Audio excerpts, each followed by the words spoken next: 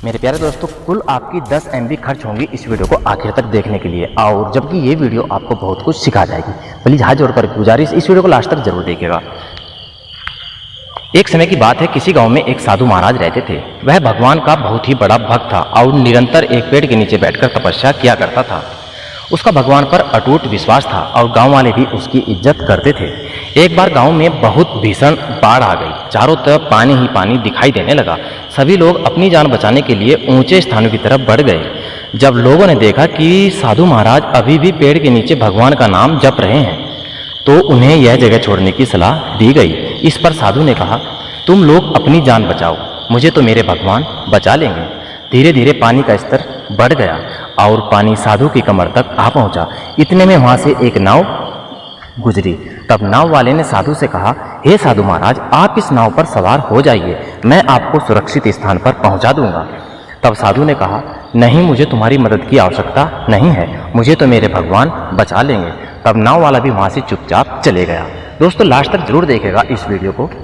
कुछ देर बाद बाढ़ और प्रचंड हो गई। तब साधु ने पेड़ पर चढ़ना उचित समझा और वहां बैठकर ईश्वर को याद करने लगा।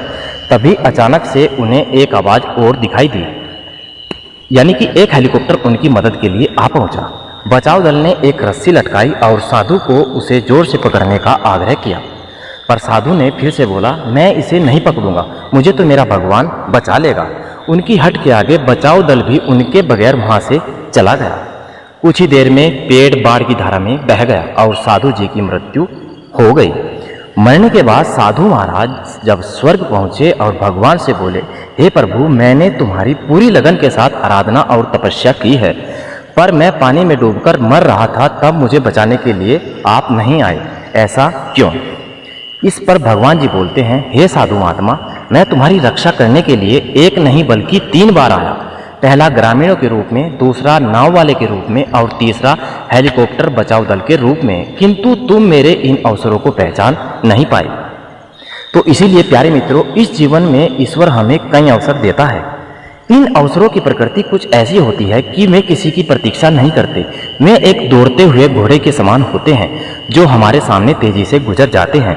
यदि हम उन्हें पहचान कर उनका लाभ उठा लेते हैं तो वे हमें हमारी मंजिल तक पहुंचा देते हैं, अन्यथा हमें बाद में पछताना ही पड़ता है।